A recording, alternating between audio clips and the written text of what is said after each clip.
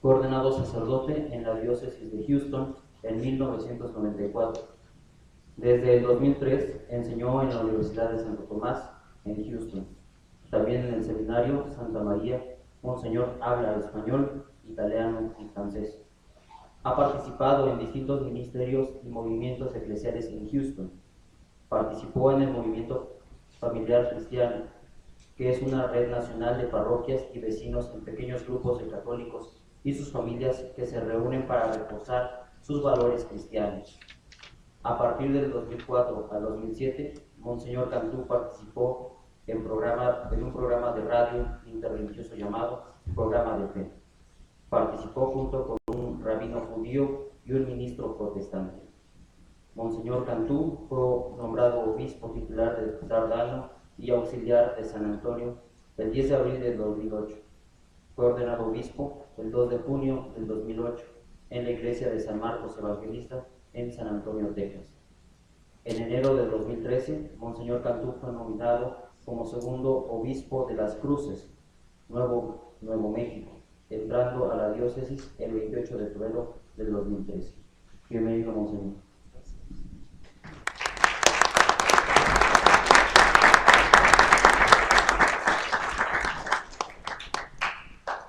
Mil gracias por la presentación. Me da mucho gusto estar aquí entre ustedes. Hace 25 años estuve por estos rumbos de seminarista, haciendo cursos de verano en la Fonti, así que la pasé muy bien aquí en Tlalpan, así que me da mucho gusto regresar por acá y ver que sigue la investigación y la formación aquí entre ustedes. Bueno, pues me han pedido exponer algo sobre la Evangelii Gaudium del Papa Francisco, así que ojalá sea algo de beneficio para ustedes. Tal vez suscite más preguntas que respuestas, pero así es, ¿verdad? Ustedes tendrán ya más respuestas que yo. Yo me crié en Texas, cerca de la costa del Golfo de México. De niños nos encantaba a mis hermanos y a mí cuando mis papás nos llevaban a la playa en tiempos de vacaciones. Cuando llegábamos a la playa nos salíamos de la camioneta casi antes de que se parara completamente la camioneta, nos quitábamos los zapatos y corríamos hacia el agua. Mi mamá nos gritaba desde la camioneta: no se vayan muy lejos. Sí, mami, pero en realidad no le hacíamos caso. Gozábamos del agua, del sol, de las olas del mar. Y de estar en una inmensidad de creación. Nadábamos, brincábamos, platicábamos y jugábamos, como cualquier niño o joven en el agua. Después de algunas horas nos comenzaban a calar las tripas, ya que nos daba hambre. Entonces sí pensábamos en el almuerzo que nos había preparado, tenía para nosotros. Veíamos hacia la playa, buscando el carro de los Cantú y la mesa y la sombrilla que habían puesto mi papá, pero no se veían. Recuerdo por un momento pensar: Dios mío, ya nos abandonaron. Por no hacerles caso, muchas veces que no les hicimos caso, seguíamos buscándolos entre muchos carros y sombrillas. Pensé, tal vez faltaba algo de la tienda y fueron a comprarlo. Por fin, hacia un lado, muy a la distancia, reconocimos la camioneta de los Cantú. Nos íbamos caminando por la playa hacia la camioneta, preguntándonos ¿por qué se irían hasta allá? ¿Por qué se movieron del lugar? Y sin avisarnos, ya cuando por fin llegamos al puesto donde estaban mis papás, vimos alrededor y nos dimos cuenta que en realidad no se habían movido. Siempre estaban en el preciso lugar donde originalmente llegamos. Reconocimos que los que se movieron fuimos nosotros, mis hermanos y yo, sin que nos diéramos cuenta. En el proceso, la corriente en el mar nos levantaba poco a poco y nos echaba hacia un lado. Un proceso sutil y poderoso. Nos llevaba la corriente sin que nos diéramos cuenta hacia donde no teníamos intención de ir. Y así como la corriente sutil y poderosa del mar, hay una corriente de secularización en el mundo actual. Tal vez pensemos que esta ola solo afecte a Europa o a los Estados Unidos, pero en realidad nos afecta a todos, aún en Latinoamérica. La nueva evangelización responde a una sociedad secularizada, una sociedad que consciente o inconscientemente se ha dejado alejar de la fe en espíritu y en práctica. Me toca a mí presentar sobre la Evangelii Gaudium desde la perspectiva de la realidad estadounidense. En esta presentación trataré los siguientes temas. ¿Cuáles son las corrientes de secularización en Estados Unidos? ¿Cuáles son algunas respuestas a la secularización? El principio del cambio y del corazón humano. Y finalmente algunas conclusiones a la luz del Evangelii Gaudium y también del acontecimiento de Guadalupe. ¿Cuáles son las corrientes en Estados Unidos? ¿Cuáles son las corrientes de secularización en Estados Unidos, especialmente para las comunidades hispanas? Las estadísticas nos dicen que los inmigrantes y sus hijos, es decir, la primera generación de americanos, permanecen activamente religiosos, personas de fe. Entre más tiempo duran en Estados Unidos y más se van integrando a la cultura americana, más se van alejando de la iglesia. Esto indica una cultura americana sumamente secularizada. Esto ha sucedido con una creciente rapidez en los últimos 50 años, porque la fe católica está fuertemente arraigada en las culturas hispanas, mientras que la familia hispana mantiene sus raíces culturales. Hay más posibilidad de que la fe también se mantenga. Sin embargo, las corrientes de secularización en Estados Unidos son fuertes. En la vecindad donde yo me crié, por ejemplo, en la grande ciudad de Houston, era un área principalmente hispana. Aunque no todos iban a misa, casi todos eran católicos. Hablar, pues, de sacramentos o de sacerdotes no era un lenguaje extranjero, se entendía. Había una base de entendimiento. Se entendía cuál era la fe cristiana. Había un lenguaje común y un entendimiento común. Ahora, en las ciudades grandes, las vecindades, escuelas y comunidades son multiculturales, con variedades de fe y creencias. Y más que nunca, la ausencia de fe o religión. Lo que decía el Papa Benedicto al anunciar el año de la fe suena muy verdadero en Estados Unidos.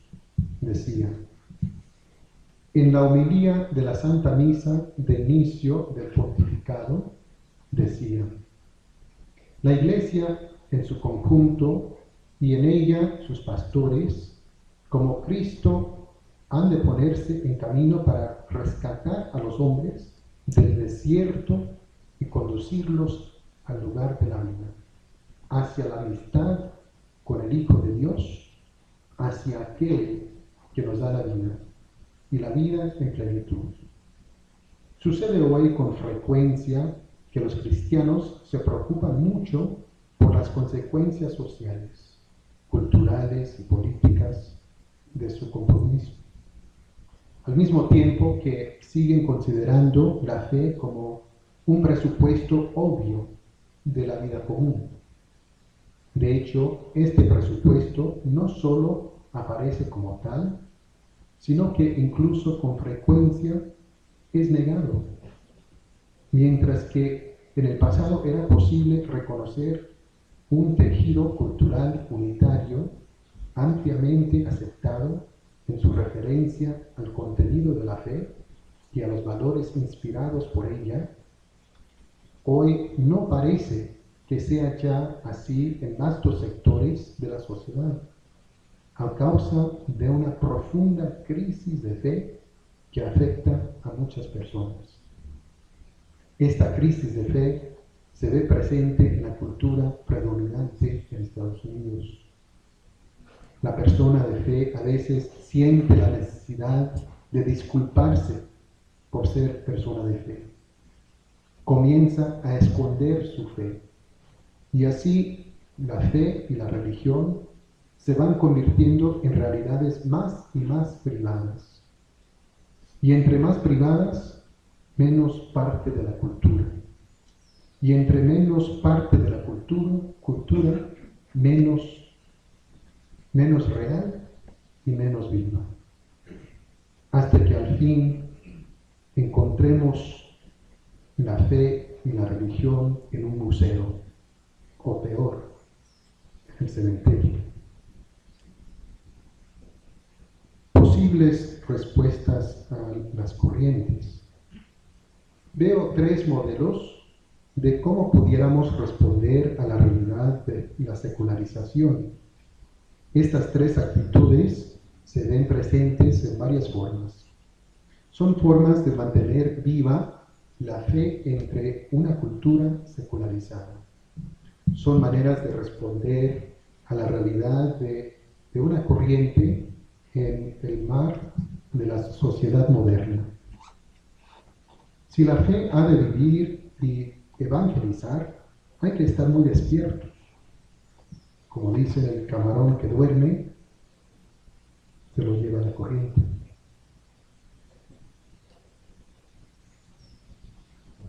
La primera posibilidad, no supe exactamente cómo traducir,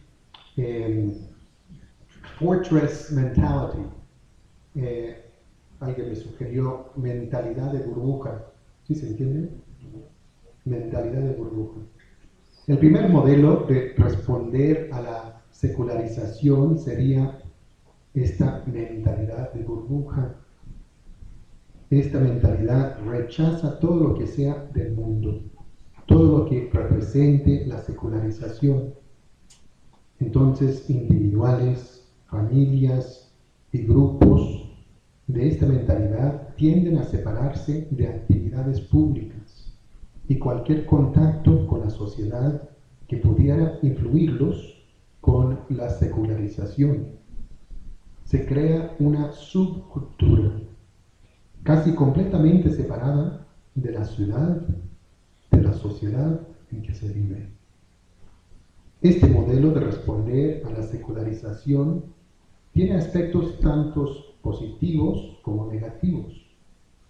En lo positivo, vivir según la mentalidad de burbuja preserva una cultura religiosa, por lo menos entre los integrantes, y protege a los integrantes de valores anticristianos que existen en la cultura secular. La fe, en cierta manera, se mantiene pura, sin estar comprometida con valores no cristianos. En lo negativo, sin embargo, el vivir según esta mentalidad de burbuja, ignora el gran mandato del Señor Jesús. Vayan y hagan que todos los pueblos sean mis discípulos. Bautícenlos en nombre del Padre, y del Hijo, y del Espíritu Santo, y enséñenles a cumplir todo lo que yo les he encomendado. Del Mateo 28. Además, recordamos las palabras del Señor. Se lo he dicho todo para que tengan paz en mí. Ustedes encuentran persecuciones en el mundo, pero sean valientes. Yo he vencido al mundo. El Evangelio de Juan 16. Estas citas bíblicas nos recuerdan que la Iglesia es esencialmente misionera. No puede, como Iglesia, esconderse dentro de sus murallas para mantener su supuesta pureza. La pureza se perdería si no vive en el mundo como agente de transformación. Esto no anula la genuina vocación de la vida contemplativa de hombres y mujeres, el claustro, la vida ermitaña. Los contemplativos apoyan con su vida de oración el trabajo de la Iglesia en su labor misionera. Por ejemplo, Santa Teresita de Lisieux, quien siendo monja enclaustrada, se convirtió en la santa patrona de los misioneros. El Papa Francisco dice lo siguiente en Evangelii Gaudium: el sembrador, cuando ve despuntar la cizaña en medio del trigo, no tiene reacciones quejosas ni alarmistas. Encuentra la manera de que la palabra se encarne en una situación concreta y dé frutos de vida nueva, aunque en apariencia sean imperfectos o inacabados. Vemos pues que la visión eclesial o mentalidad de burbuja no puede ser legítima política eclesial, ya que ignora el aspecto misionero de la Iglesia. Citamos de nuevo al Papa Francisco: cada cristiano y cada comunidad discernirá cuál es el camino que el Señor le pide. Pero todos somos invitados a aceptar este llamado, salir de la propia comodidad y atreverse a llegar a todas las periferias que necesitan la luz del Evangelio. Y esto sin entrar en el aspecto de esperanza en el mundo que fue redimida por Cristo. La segunda posibilidad: integración, seguir la corriente. Otra postura que pudiera tomar la Iglesia hacia la sociedad, y de hecho ya algunos grupos o individuos lo han hecho, es la de adoptar y bautizar los valores del mundo. Esta postura no reta al mundo, sino que de alguna manera integra en su práctica sus actividades e ideas. De manera positiva, esta postura pudiera tener justificación bíblica, en cuanto que Dios creó al mundo en su bondad y a la humanidad a su imagen y semejanza. Esta postura se deslinda del mundo solo cuando se pone en riesgo la dignidad de la persona o el bien común. Entonces se toma una postura de renuncia. Por ejemplo, en temas como el homicidio, la guerra o la violencia en contra de las mujeres y los niños, esta postura expresa su rechazo. Por lo general, con la intención de estar presente en una sociedad moderna cuyos valores van cambiando con cada generación, la postura de adoptar y bautizar ve la necesidad de asimilarse a los valores nuevos de cada generación para no ser rechazada por la misma. y de esa manera mantenerse relevante a sus inquietudes. El Evangelio, aunque con ciertas alteraciones, se mantiene dentro de la cultura. Con esta postura, la Iglesia, como instrumento de la gracia de Dios, de un Dios trascendental, mantiene su lugar y su mensaje dentro de la cultura y la sociedad. Esta postura también tiene sus aspectos negativos. Aunque este modelo permite que el Evangelio se mantenga dentro de la cultura predominante, la base de decisiones no es el Evangelio mismo, la revelación, el seguimiento de Jesús, ni los valores del reino, sino los valores de cada generación. Así, los valores mundanos permean al Evangelio y no al revés. Por consecuencia, las mutaciones que sufriría el mensaje del Evangelio no permitirían que se reconociera como Evangelio de Cristo, sino como Evangelio del mundo de hoy, porque mañana ese mundo cambia. Recordemos las palabras de la Escritura: Jesús es el mismo ayer, hoy y siempre. Tercera posibilidad: inculturación apropiada. La tercera opción para responder a la secularización es con un modelo de inculturación apropiada del Evangelio. La idea de la inculturación está basada en el misterio de la encarnación. Es decir, como Cristo se encarnó y tomó nuestra naturaleza humana, de manera análoga, la fe entra en la cultura para purificarla, sanarla y elevarla. El cardenal Francis George de Chicago explica que el diálogo entre la fe y la cultura se llama inculturación de la fe cuando los símbolos, instituciones y valores se convierten en vehículos para expresar la fe universal. Continúa el cardenal. Los misiólogos inventaron el término inculturación porque recuerda el misterio de la encarnación. La inculturación es una realidad análoga a la encarnación. El cardenal George, notando la insistencia del beato Juan Pablo II,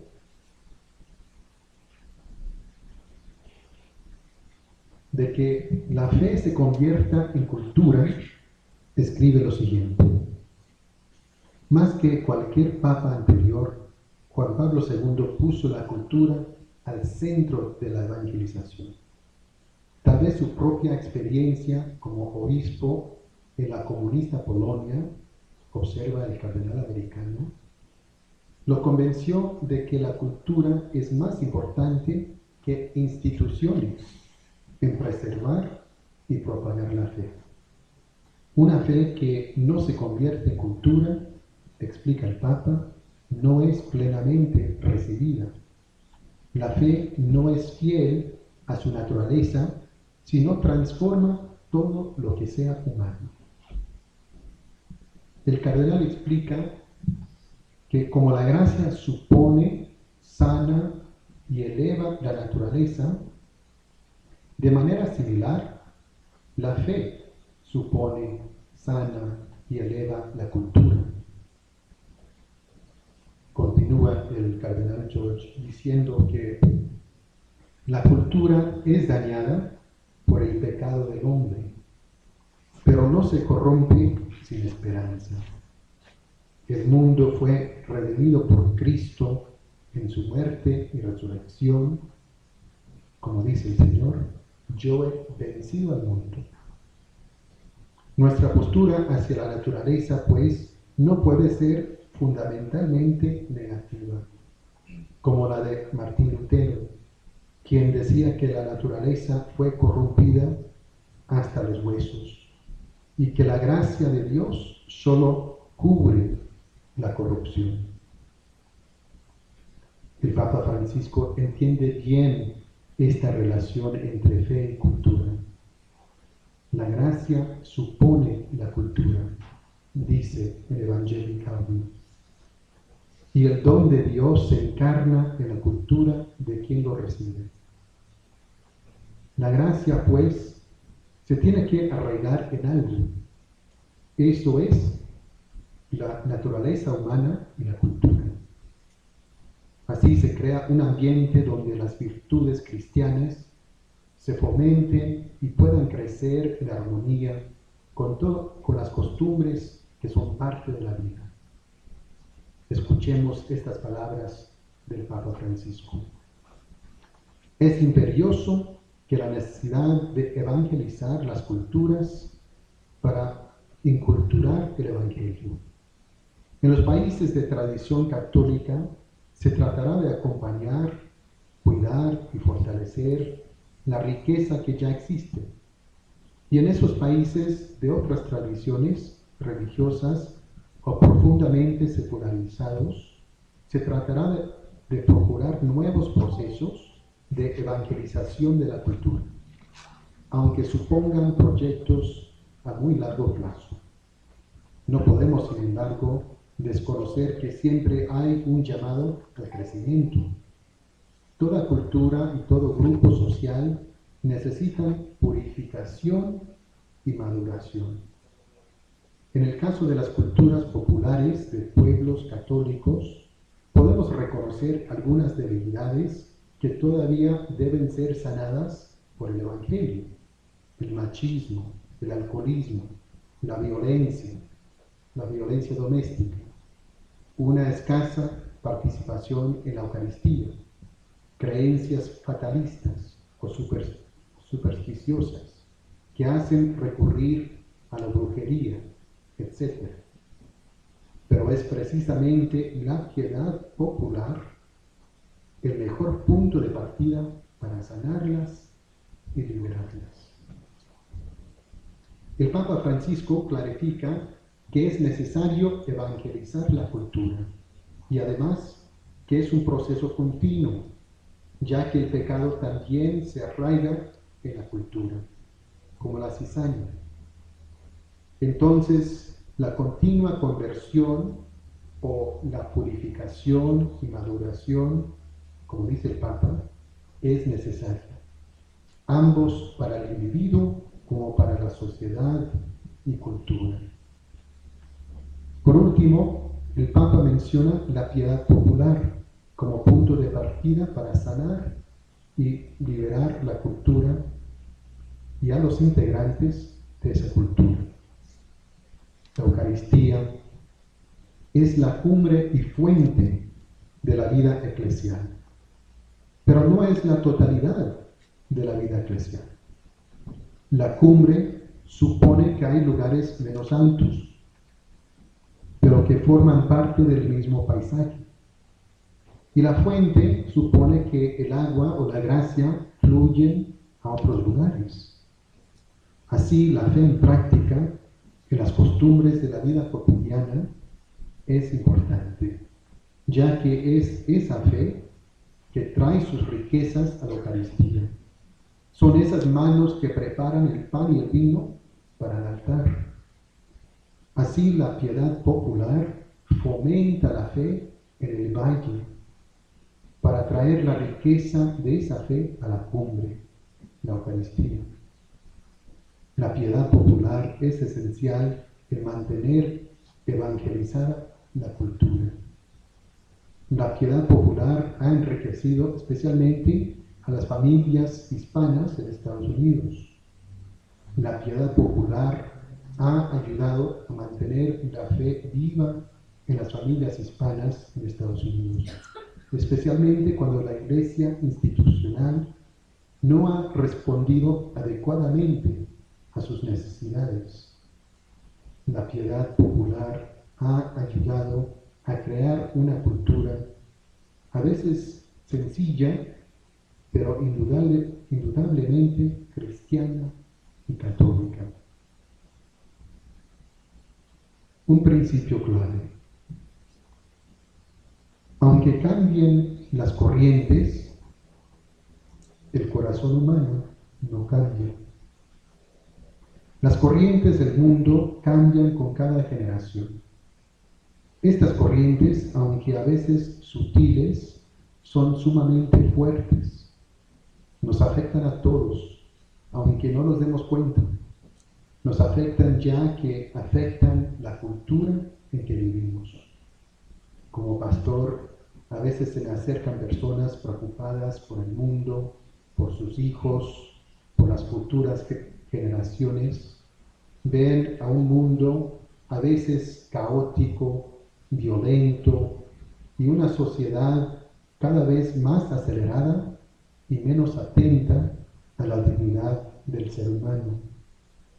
A veces ven a sus propios hijos o nietos envueltos en pandillas, en drogas, en violencia, efectos de pobreza y de falta de esperanza o dirección en la vida. Ellos mismos se preguntan cómo mantener la esperanza al ver tanto vicio y oscuridad en la vida. Se me acercan para que yo les dé alguna dirección. Mi respuesta siempre es citar las palabras del Señor a sus discípulos. Palabras que ya he citado 2 veces en esta presentación y que vale la pena repetirlas. Ustedes encuentran persecuciones en el mundo, pero sean valientes. Yo he vencido al mundo. Las dificultades y retos siempre las ha visto la humanidad. Cada época ve aspectos de oscuridad en las actividades humanas y los efectos de vicios en el mundo. Nuestra época no es distinta. Hasta que lleguemos a la plenitud del reino de Dios, siempre habrá elementos en la sociedad y cultura que requieren purificación y maduración, como dice el Papa Francisco. Sin embargo, como cristianos, jamás podemos perder la esperanza en la obra de redención que ganó Jesucristo por nosotros. Yo he vencido al mundo. Nuestra postura como discípulos misioneros del Señor siempre tiene que ser una positiva, una de esperanza, porque Jesús ya venció al mundo, ya venció al mal. El bien se encuentra en lo más profundo del ser humano. Recordemos un momento el encuentro de Jesús con la samaritana en el Evangelio de San Juan. Aunque ella no veía esperanza en su propia vida, por medio de este encuentro y diálogo con Jesús, ella pudo redescubrir la alegría en la vida.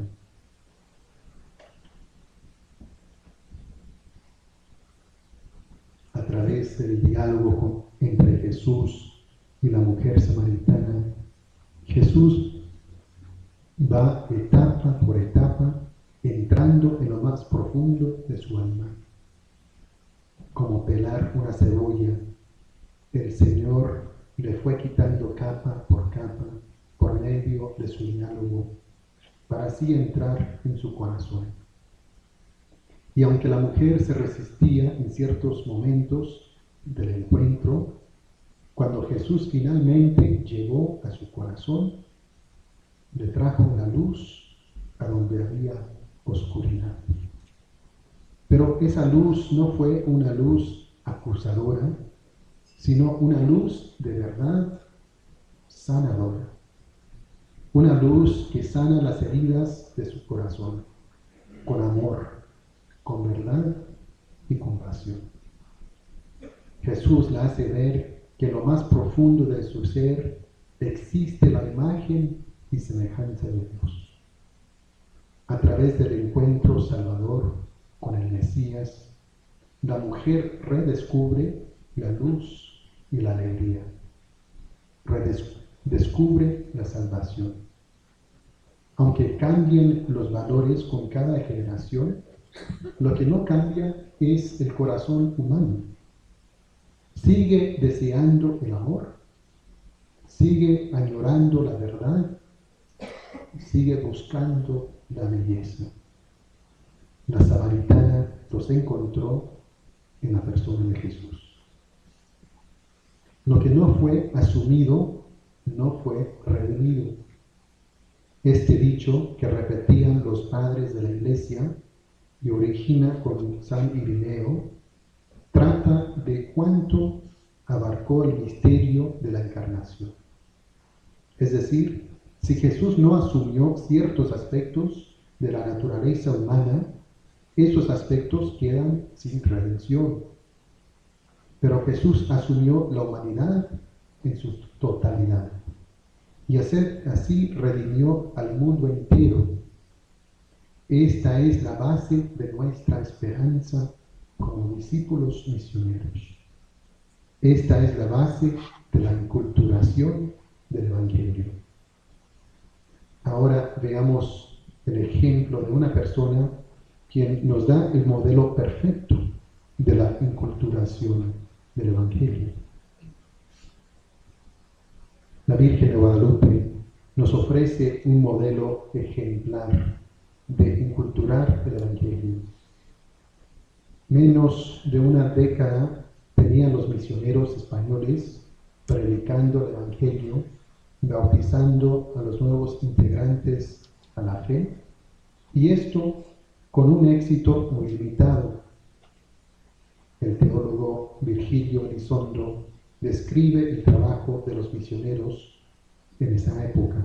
Dice: los primeros misioneros eran hombres piadosos. Querían sinceramente convertir a los nativos para que pudiesen salvarse.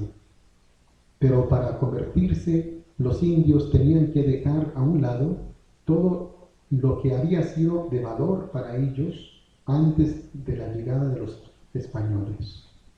Los misioneros estaban hartos de la corrupción del cristianismo europeo, pero se hallaban tan obsesionados con destruir todo lo que oliese a diabólico o mágico, que no fueron capaces de apreciar las abundantes manifestaciones de gracia y las semillas de la palabra que estaban presentes en el modo de vida de los nativos.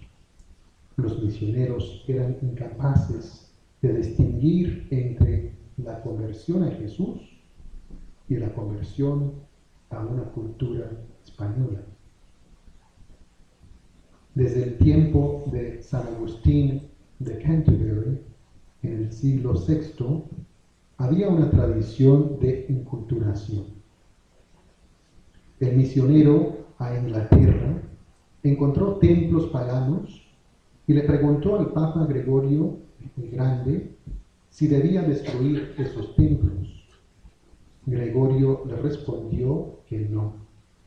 Debía solo limpiar los altares de la sangre de los sacrificios paganos, consagrarlos y usarlos para la liturgia cristiana. De ahí vemos una precedencia en incorporar lo que ya existe en la cultura, purificarla y bautizarla. Los misioneros españoles no conocían este ejemplo. La Virgen María sí conocía esta precedencia. La usó y la superó. Ella tenía otro plan y otra manera de llegar al corazón del indígena, por medio de la ternura, la belleza y la verdad. Es decir, por medio de la flor y canto. Hablándole a Juan Diego en su propio idioma, involucrándolo en la misión y así subrayando su dignidad como persona y cristiano y dejando su imagen con símbolos conocidos por los indígenas, la Virgen María se convirtió en el perfecto modelo de la evangelización. Concluyo con las palabras del beato Juan Pablo II en Ecclesia in America. Dice: la aparición de María al indio Juan Diego en la colina del Tepeyac, el año 1531, fue una repercusión decisiva para la evangelización. Este influjo va más allá de los confines de la nación mexicana, alcanzando todo el continente. Y América, que históricamente ha sido y es crisol de pueblos, ha reconocido en el rostro mestizo de la Virgen del Tepeyac, en Santa María de Guadalupe, un gran ejemplo de evangelización perfectamente incultural. Les agradezco su atención. Espero que algunas ideas hayan sido a su beneficio de ustedes y tal vez tengan algunos comentarios. Mil gracias.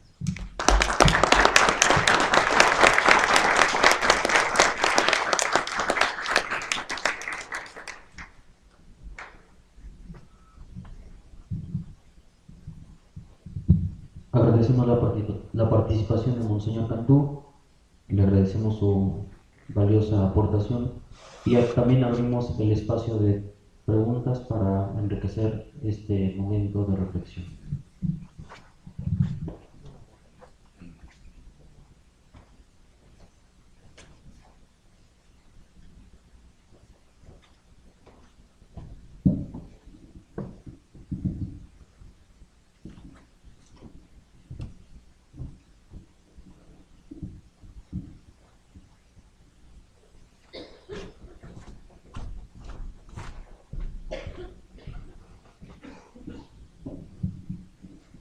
Buenos días a todos. Mi nombre es Braulio, yo soy misionero y me llamó la atención un punto que usted dijo de su reflexión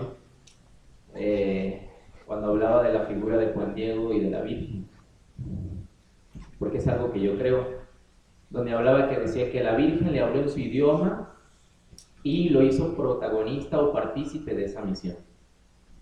Y yo creo, por lo que yo he visto y he vivido también, ya tengo ya casi 12 años de ser misionero, que en la antigüedad o anteriormente el protagonista lo era solamente el misionero, es decir, la persona que había estudiado algo y que llevaba un mensaje claro, preciso, etc. Pero hoy también el laico tiene que tomar ese protagonismo. El laico, la persona que vive en su barrio, en su calle, en su pueblo, porque ellos son los que conocen a su vecino, son los que conocen a su colonia, a su gente, saben cómo piensan y por qué piensan. Y precisamente en esa figura de Juan Diego yo encuentro, al menos yo tengo compañeros que son indígenas puros, hablan náhuatl, también hablan maya y saben hablar español. Y ellos han evangelizado en sus zonas, por ejemplo en la Huasteca, han traducido todo lo que son algunos folletos que nosotros editamos completamente en náhuatl, partes de la Biblia también y predicaciones en náhuatl. Y lo maravilloso es que lo saben aplicar y la gente, por ejemplo, en esa zona de la Huasteca, que cree mucho en supersticiones, en brujería, en limpias y este tipo de cosas, no escucha muchas veces al que viene de una ciudad porque o bien no se ha metido bien con ellos, habla de ellos pero no vive ni come con ellos, y eso es un punto negativo. Para comprender a la gente hay que estar con ellos, hay que comer con ellos incluso, hay que estar ahí con ellos. Y entonces estos hermanos que han hecho esta labor han involucrado a los mismos indígenas y ellos mismos andan evangelizando. Lo mismo pasa aquí en la ciudad. Aquí en la ciudad hay que meter también, creo yo, a la gente de las colonias, de los barrios. Por ejemplo, yo soy el misionero y voy, pero no soy solamente yo el protagonista o el que hago todo, sino que enseño y los motivo y los empujo a que también ellos hagan este modo de evangelización. Hay muchos retos, como ya nos decían algunos profesores en el salón, hay muchas cosas que hay que ir descubriendo que no las tenemos bien claras cómo evangelizar, pero la práctica la estamos haciendo. Mil gracias por ese comentario. El misionero tiene que hacer algo profundamente teológico. Tiene que reconocer algo, los aspectos en la cultura en que se encuentra, donde ya hay semillas del Evangelio, y las hay. Y digo que es profundamente teológico porque la humanidad, el mundo fue creado bueno, y la humanidad a imagen y semejanza de Dios. Entonces es como ir pelando esas capas de la cebolla, que como lo hizo Jesús con la samaritana, y encontrar dónde está la semilla del bien del Evangelio. Y las hay. Entonces es algo profundamente teológico, y ayudarles a los miembros de esa cultura ver en su propia cultura, en su propia vida, dónde Dios ya existe, dónde se encuentra la verdad, dónde está la belleza, y así poder adaptar y encontrar ya esas semillas del Evangelio. Que el Evangelio no es algo que comenzamos de la nada y lo traen los misioneros. No, ya hay semillas en esas culturas, y el misionero tiene la responsabilidad de buscarlas y ayudar a los integrantes de estas comunidades, verlas también, que ya en su cultura, en su vida, Dios ya existe. Porque existe en la humanidad, existe en su creación. Entonces lo que dices, tienes mucha razón, que no son los misioneros que simplemente traen el Evangelio de una carta blanca. Ya existe algo, Dios ya está presente antes de que lleguen los misioneros. Y pues sí, y también lo que haces resaltar el ejemplo de la Virgen Guadalupe, involucrando a Juan Diego, haciéndolo protagonista. También habla de la dignidad del ser humano, y de que participar y aceptar el Evangelio, uno se tiene que convertir en protagonista. No puede simplemente recibir la gracia. Cada cristiano tiene que ser protagonista. Te agradezco mucho el comentario. Buenas tardes, muchas gracias por tu participación. La pregunta sería: ¿qué debe hacer este proyecto de evangelización en una cultura que demanda tolerancia? Muchas veces, hablando de principios fundamentales y de valores, la conversación se vuelve muy tensa, y me interesaría mucho tu opinión, hablando de una cultura americana que habla de lo políticamente correcto y de una mayor diversidad cultural. O sea, no somos la iglesia total, especialmente en Houston. ¿Cómo podemos evangelizar en esta inculturación? ¿O qué se debe hacer en este proyecto de evangelización que pretende copar todos los ámbitos de la cultura en un ambiente que exige sus espacios, que exige tolerancia, en una cultura global donde no todo es paganos y creyentes, sino hay muchos más complejos? Sí, una realidad difícil.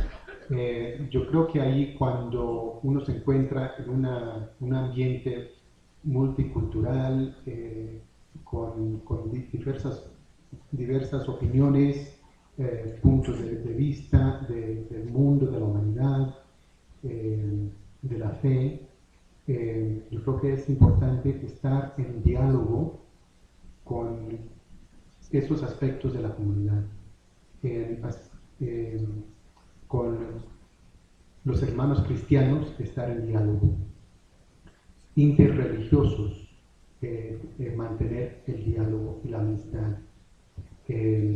Algo que cuando estuve en Houston me invitaron a participar de un programa de radio con un rabino y un ministro protestante, y pues tomábamos temas del día, de cosas que sucedían en el mundo, y lo tratábamos del punto de vista a partir de nuestra fe particular. Y ahí pues era usualmente fructífera el diálogo, no siempre, pero algo más allá de los temas que tratamos era el ejemplo que dimos a la ciudad, que aquí 3 personas de fe y de fe distintas podemos tener amistad, podemos tener diálogo, y a veces estamos en desacuerdo en distintos momentos, pero a pesar y más allá de eso, podemos mostrar una amistad. Entonces, yo creo que no hay que preocuparnos demasiado cuando vemos aspectos que no van con nuestros valores, pero hay que tener confianza de que nuestra presencia, nuestro testimonio es de valor al mundo, y a veces esos frutos no los veremos nosotros, se verán en otra cosecha que los recogerán otras personas. Pero pues en eso yo creo que hay que confiar en el proceso, hay que confiar en la verdad, y que Dios tiene un plan mucho más amplio que nosotros. Es parte del testimonio de los mártires, que la gente pudiera decir en su momento fracasaron, no tuvieron éxito, pero nosotros sabemos, levantando su testimonio de vida, de fidelidad, de su ejemplo, que tuvieron éxito a largo plazo, sembrando semillas de fe que después en otras generaciones se levantaron. Pero sí es una realidad en que no fácilmente encontramos solución. Hola, buenos días. Hay algunas personas que nos están siguiendo en línea. Una de ellas precisamente tiene una pregunta. Dice: hola, soy Emanuel Cueto Ramos, vivo en el Distrito Federal, y su pregunta es: ¿cómo hacer una correcta inculturación del Evangelio y la cultura sin diluir el Evangelio, como ha sucedido en áreas como Chiapas y Guatemala, donde la cultura maya ha absorbido el Evangelio, dejando a un lado su obra y dando lugar más bien a ritos mayas? Gracias. Pues sí, no sé cuáles son los elementos específicamente a que se refieran, pero sí, no es un proceso perfecto. Se requiere la virtud, se requiere la prudencia, el poder juzgar cómo se ha adaptado ciertos elementos de la cultura, y cuando oscurece la verdad del Evangelio, y cuando el Evangelio viene bien balanceado y da luz a la cultura. Entonces, pues sí, hay que juzgar, y eso pues viene desde una vida y desde la virtud de la prudencia, conocer la vida, cómo se ha aplicado, conocer el Evangelio y cómo se ha integrado a la cultura. Y sí, eso es parte del proceso de un misionero, del pastor, hacer esas determinaciones, pero no desde fuera, sino metido en la realidad. Y a veces sí, uno se tiene que alejar un poco de la situación, porque estando a veces en medio, uno no ve la totalidad de la situación, y a veces un poco de distancia ayuda para tomar perspectiva. Pero no es un proceso automático, no es algo puramente científico, es algo humano. Y viene por medio de las virtudes a la luz del Evangelio de la prudencia.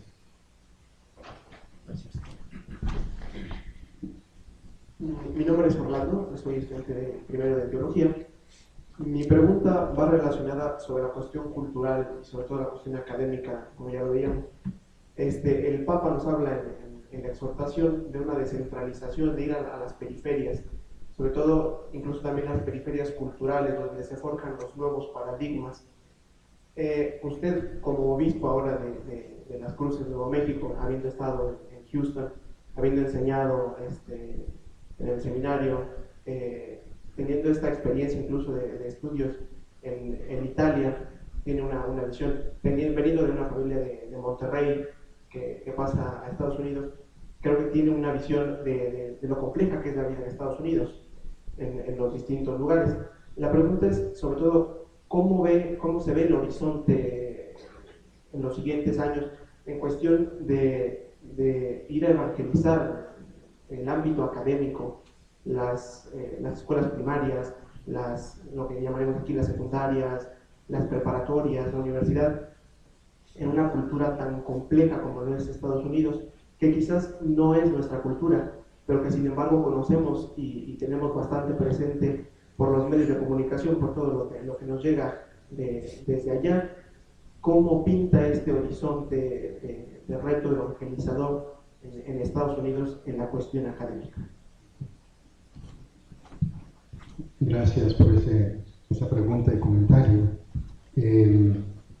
Una experiencia cuando estuve de vicario, de sacerdote en Houston, después de la primera parroquia donde estuve, me mandó el obispo a otra parroquia, y interesantemente, cuando yo me estaba por recibir de sacerdote, tuve entrevista con el rector del seminario, y él me preguntó qué interés tenía en el trabajo pastoral, y le comenté que pues trabajar con la gente hispana, con la gente pobre, y en parroquias que tuvieran escuelas.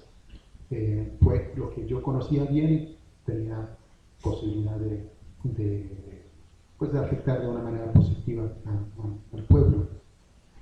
Y dije, yo estoy abierto a lo que sea.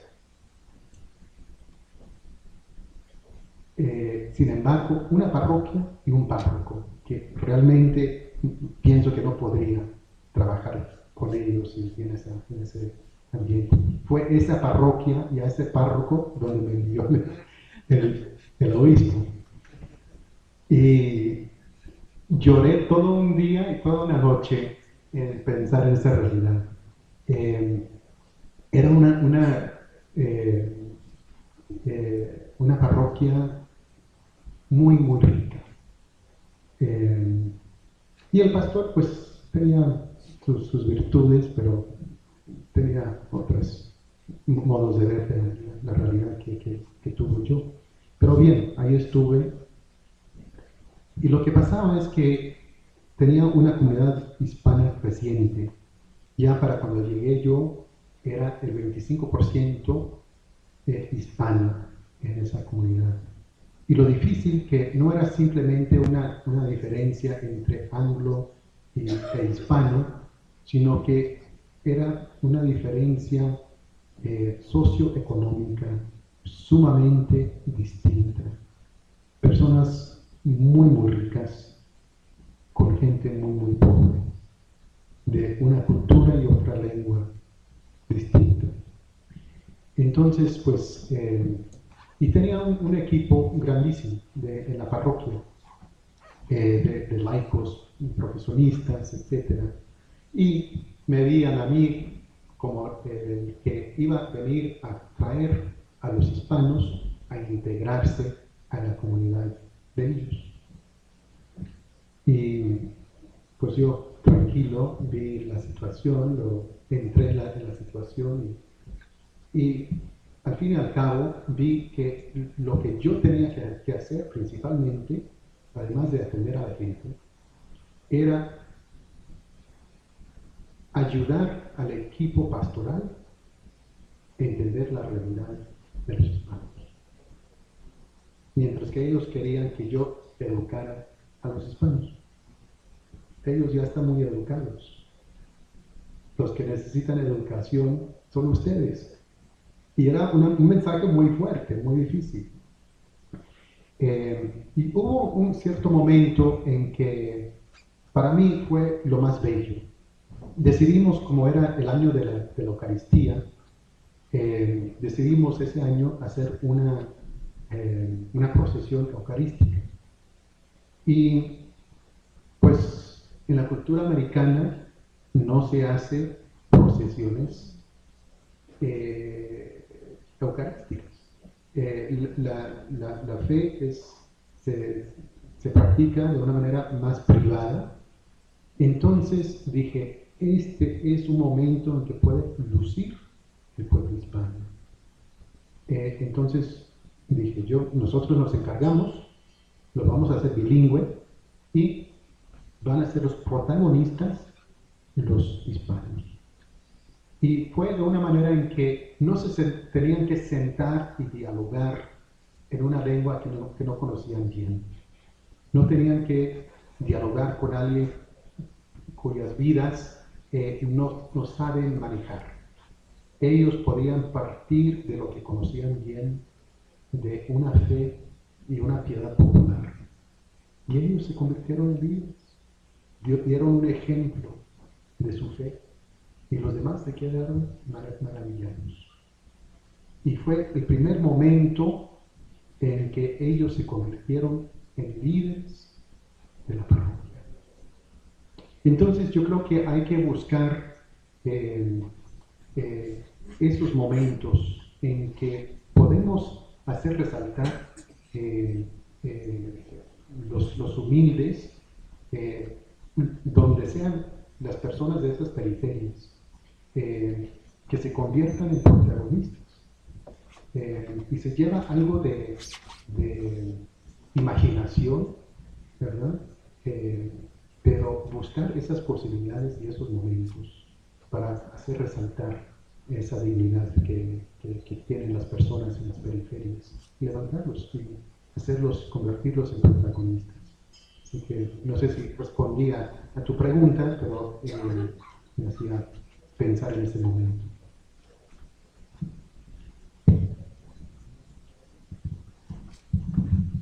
Agradecemos la participación nuevamente de Monseñor Cantú. Muchas gracias, señor, por su intervención. Y también damos paso a la siguiente actividad.